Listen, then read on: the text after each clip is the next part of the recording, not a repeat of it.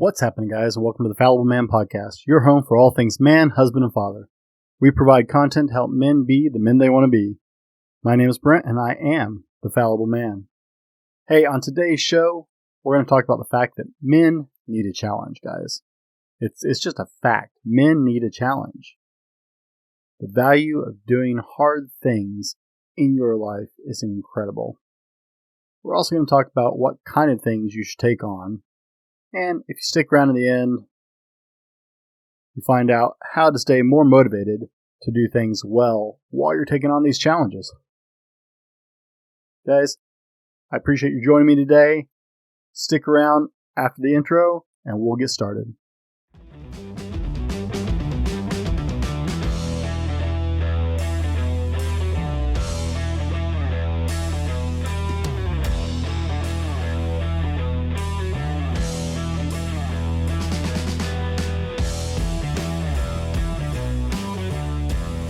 This is the Fallible Man Podcast, your home for everything man, husband, and father. Here is your host, the Fallible Man, Brent Dowling. Men live for the conquest. We thrive on having a mission and succeeding. Statistically, men who retire and don't find a new purpose tend to die sooner than those who find a new purpose. Yeah, doing air quotes. Guys, I'm feeling good today, so you're in for it. I got a good workout. I've had several cups of coffee, and man, I'm feeling it today. So I hope you're ready to strap in, guys, because you need a purpose, you need a goal, and you need a challenge in your life. It's just how you are wired. It's how we're meant to be. So grab your cup of coffee. I got mine. Any of you watching the video, you can see it. Get your cup of coffee or whatever you drink. Spend a few minutes with me, guys, and let's see if we can figure out a good challenge for you to get started on.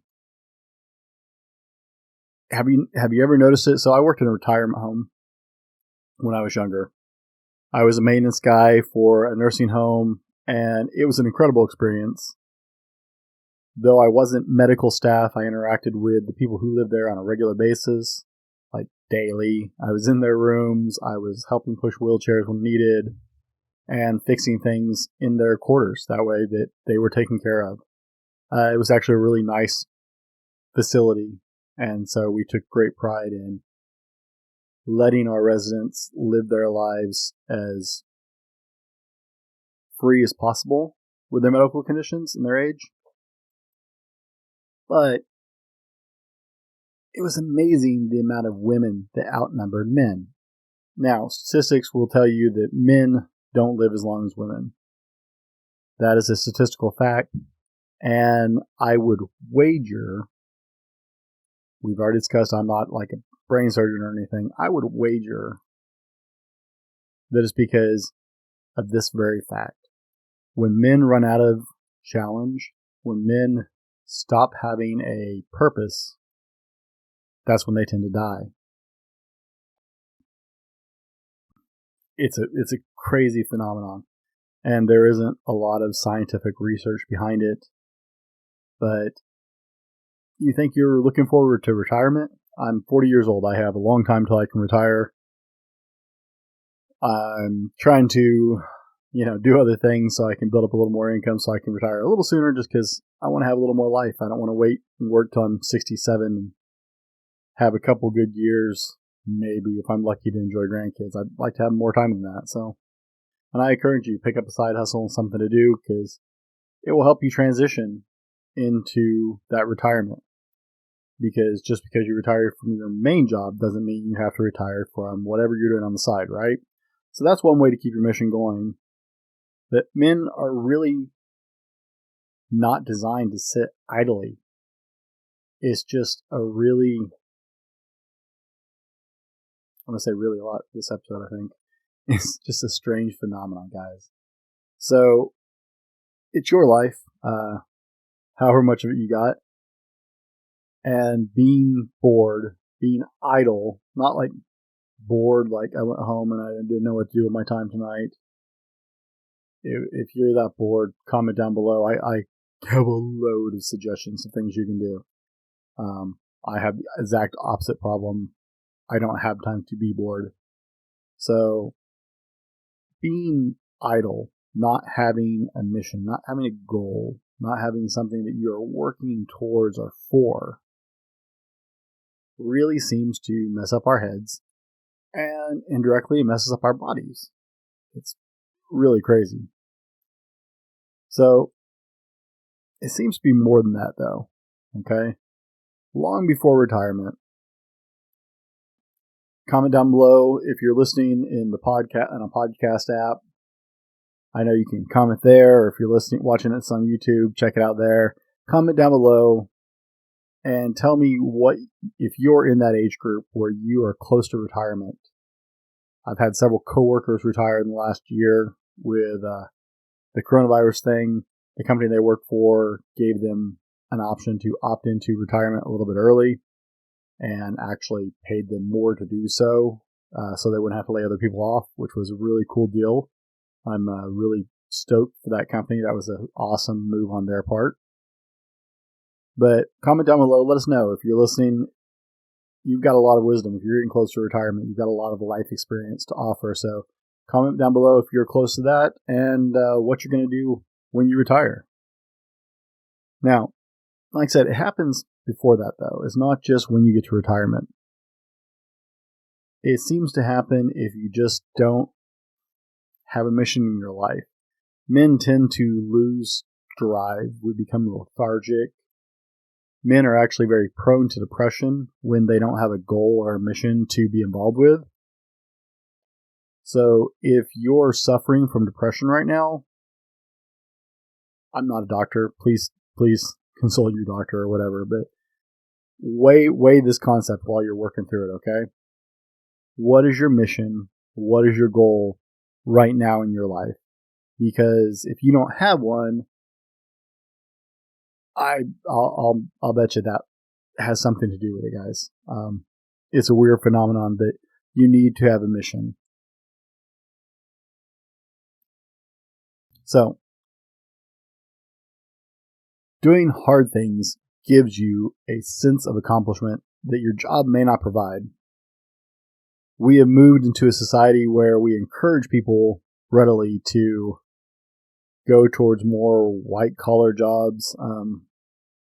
I've never understood this white-collar, blue-collar nonsense, but we push people towards college and we push people more towards technology sector and office jobs, and you know, there's a place for those. I work in an office. I hate working in an office. Not my thing. I am a physical individual and it drives me insane. In fact, I fall into this category. I hate working in a cubicle farm. It just makes me nuts. It feels like my soul dies a little every day. Maybe that's dramatic, but it's just not fulfilling for me. I have days where I enjoy my job. I have days where I don't. I really don't care. It pays the bills, and it really doesn't define who I am. But it does leave me feeling empty. Now, there are a lot of hands-on jobs. I spent years working in the trades. And in the trades, I actually felt more fulfilled because I could see the progress I was making. I could see the project develop in front of my eyes. It was something that I learned to really love because I did big commercial construction. And when I was doing it, I could see the building take shape. I could see the fruit of my labor come forth. That's a really King James sounding way to say that. Sorry about that. I could see my work manifest in front of me and become something that offered value. I actually really enjoyed construction because of that. But switching over to an IT position, I found more and more I just didn't enjoy it as much because it wasn't something that really... There's always work to be done, but it doesn't have that same reaction. It doesn't have that same fulfillment as seeing something grow into something else. My first job many years ago was on a ranch. And I loved working on the ranch. That was my favorite job of all time. I started working when I was 16, I think. And I worked on a live cattle ranch in central Wyoming. And I absolutely loved working on that ranch. It was day-to-day feedback. If I didn't do my job, animals died. So it was real-time, real-life feedback for what I was doing. It was very fulfilling because if there was a problem and I fixed it, I could see the fruit of that immediately.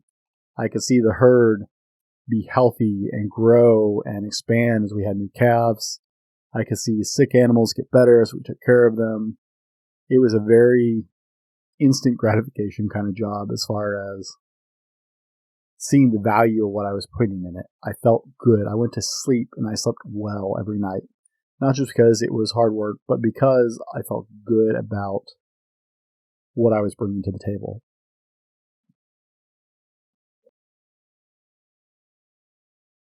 So taking on challenging or difficult things, and this is where we're transitioning slightly. It's the same idea, okay? We're still talking about you need a mission, but you need a mission that challenges you. Physically, mentally, challenges you. Because that is what gives you the sense of accomplishment in your mission. Military guys are a lot like the ranching and the farm industry. There's immediate feedback of how their mission goes in real time. And so for some of them, they find it extraordinarily They find it extraordinarily fulfilling, and will do it for years and years and years because there's a sense of accomplishment that comes. That's harder to find in these 9-to-5 office jobs. A lot of the times you live with the reality that your company would replace you in 5 minutes if they needed to. You not being there seldom will break the machine. And so you need to find hard things to do. You need to find a mission, a challenge. And I'm going to use those somewhat interchangeably because in this context, it is interchangeable. Your mission needs to be challenging. Otherwise, you won't find it as rewarding as you can. Doing hard things keeps you focused on goals and provides that feedback. So I told you I work in a cubicle farm. I work in an office area, and I go out and I work in a data center, so I work out on machines every now and then. The majority of my work is done inside of an office. One of the things I noticed, one of the things we tease everybody about when they come to work there is everybody puts on about 30 pounds after they start working there. Because it is a very sedentary environment, especially if you're coming from something that was very physical before. And so while I was there, I was turned on to obstacle course racing events. One of my coworkers was involved with them with his daughter. They did it as a family together, which was very cool. It's something I've actually passed on to my children who now do obstacle course racing for kids. But he introduced me to the idea, so I started looking up online, and I instantly fell in love with it. It's not usually a team event. I'm not a hardcore racer. I will never be like the top racer or the number one person to cross the finish line. I don't run very fast or very well or for very long because my cardio sucks. I damaged my legs years ago. One of my legs years ago running, and it's never quite been the same. So, but that's okay. I hate the distance. I hate the running. I do it because I really enjoy the obstacles and the physicality of it. I needed something to pull me out of a slump because I had switched to IT. And while I switched to IT for the benefit of my family and my income to provide better for my family, because I could make more doing that than what I was, like I said, it just kind of left a hole. So I started doing this. Now, I'm not saying you need to go start doing obstacle course racing. I needed something physical for me to conquer. It's a very masculine impulse to want to conquer. And every time I go across a hard obstacle, for me, it's conquering that obstacle. And that's an amazing feeling. I absolutely love it. This is probably mean, I love to blow through an obstacle and look back and watch somebody else biff it.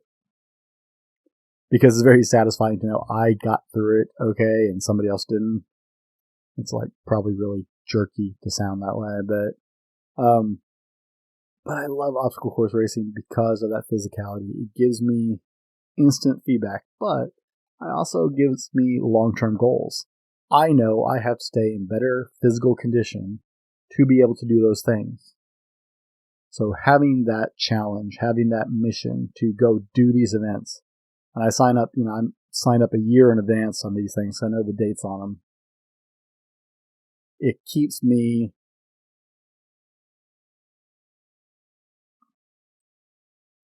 focused throughout the year on my physical needs to stay in shape. Because if I haven't been taking care of myself and I haven't been working out well, instant feedback on the course. It's horrible. It's painful. So you need something physical, or you need to do hard things because they keep you focused on a goal, right? Maybe your hard thing is learning a new language, and that's a legitimate hard goal. Not everybody has a gift for languages, but it gives you a hard thing to do that is a challenge, that is a mission, and you have instant feedback, and it keeps you focused on studying instead of watching Netflix too much. See where I'm going with this? It makes sense. Doing hard things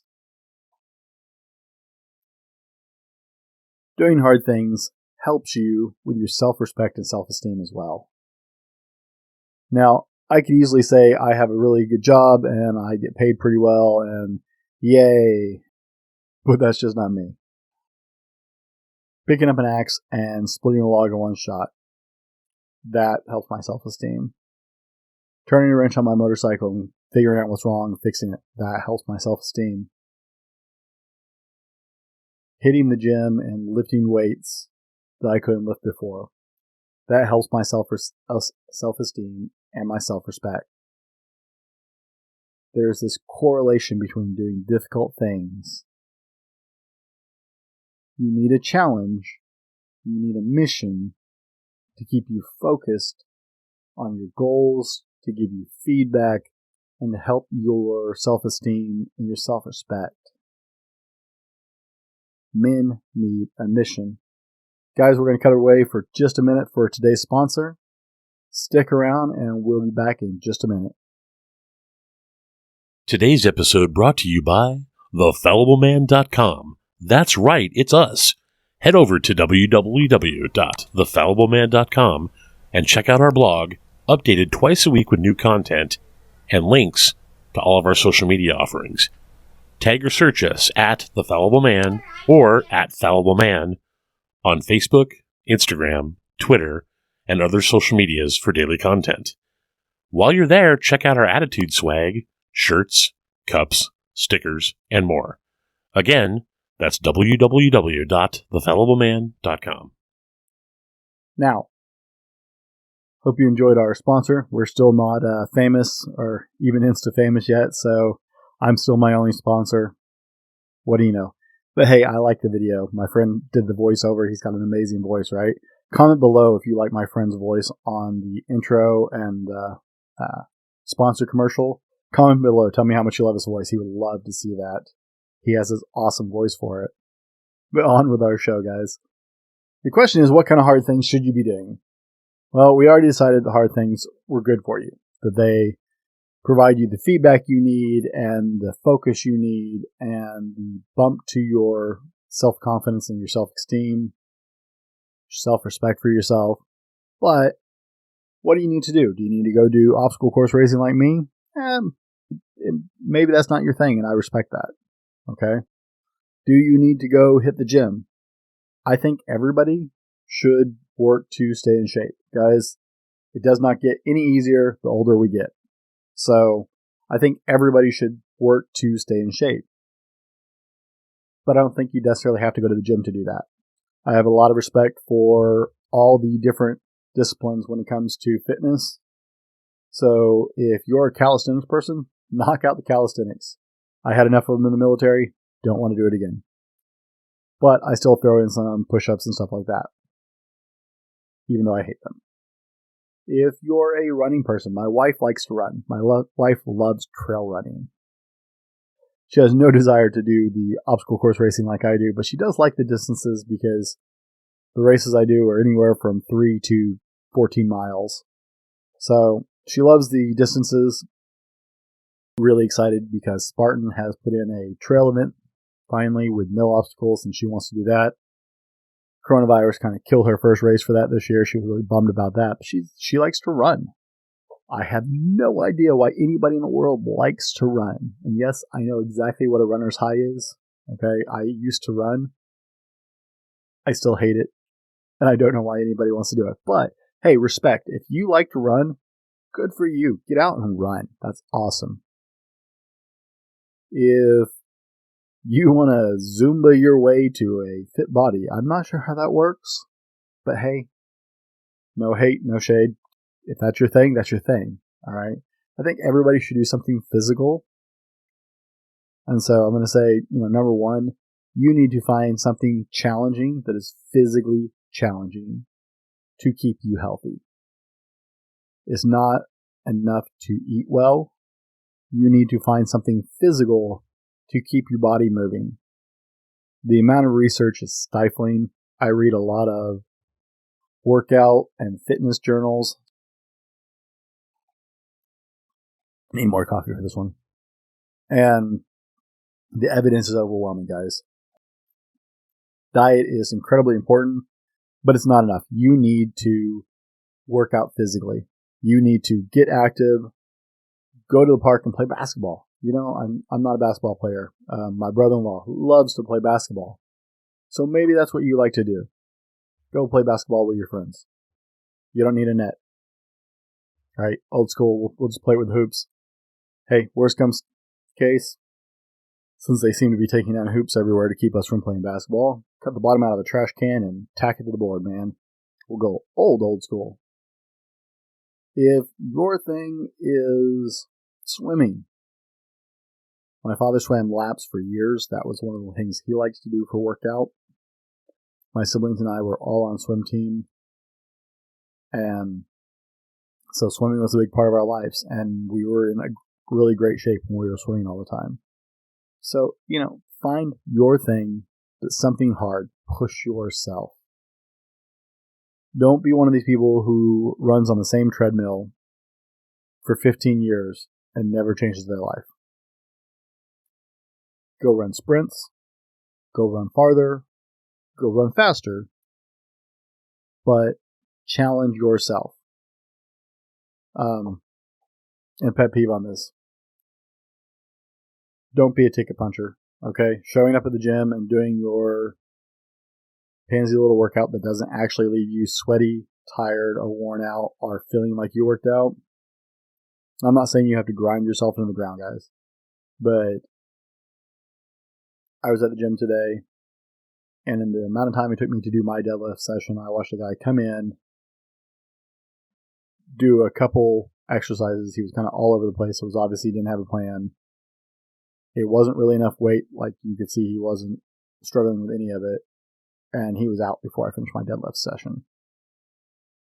Don't be that guy. If you're going to do some kind of fitness thing, this is the information age. Get online, pick a channel. There are some great fitness gurus or entrepreneurs or YouTubers. Or I don't know. There's lots of fitness nerds out there. Okay? Find a great channel. I know lots of them. I've sent my friends to lots of them. Find a great channel. Do something. Push yourself physically. You need that physical challenge. That's number one.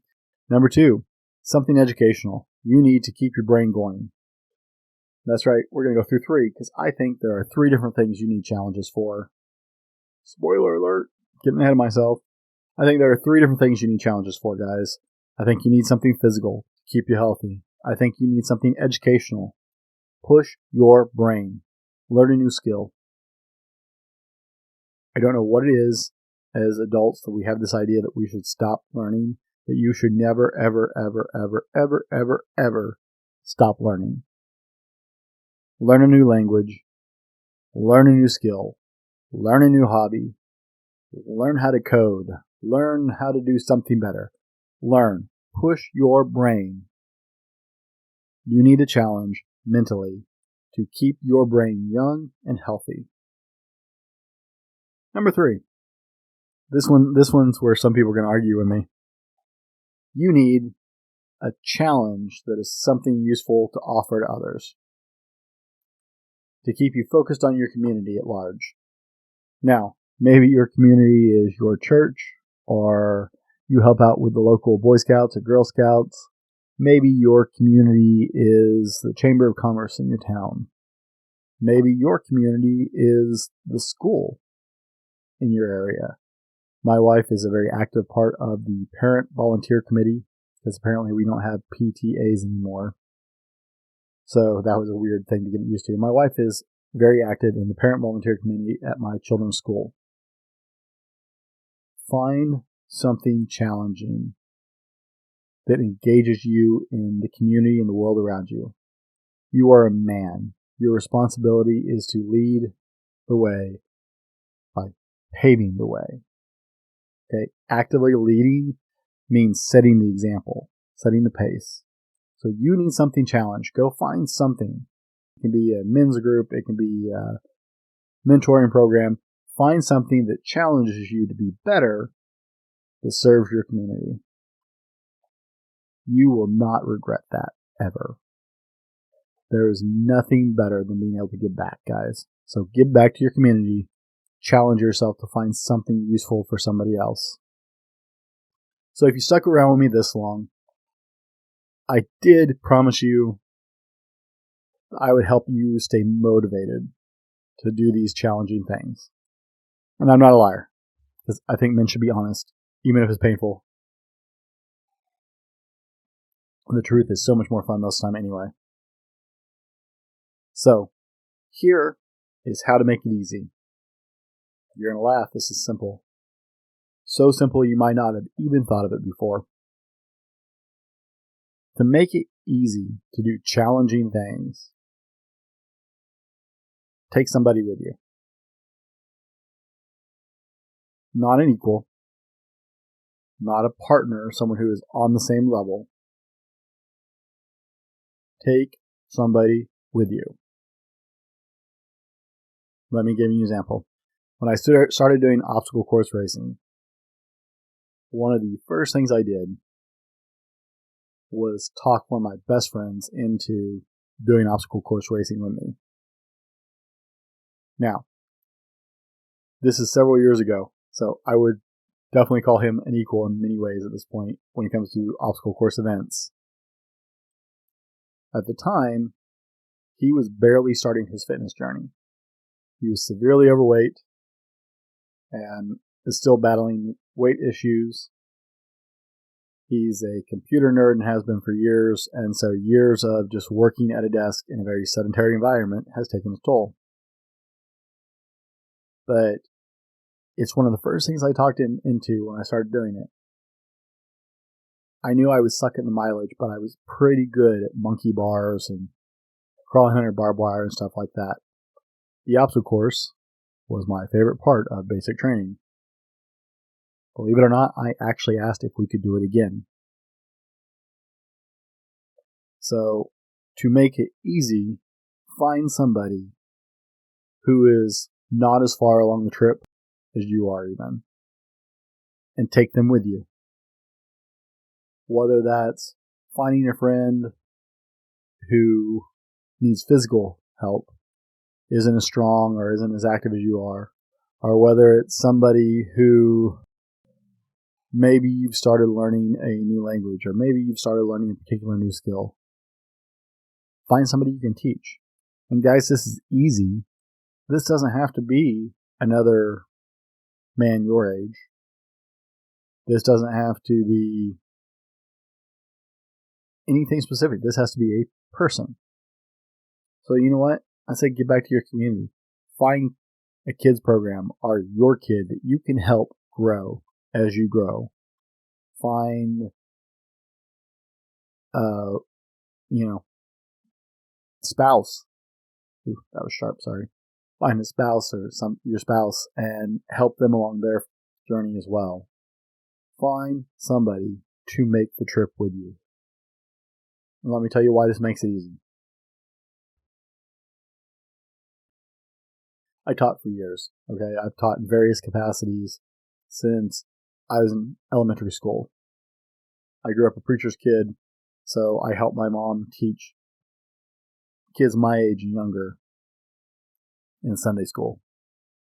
I eventually became a youth minister. I've been an instructor in almost every job I've ever been in. I've been the lead trainer for multiple jobs now. I've spent a lot of years teaching, just not as a formal teacher, and I respect a lot of our teachers because it's important.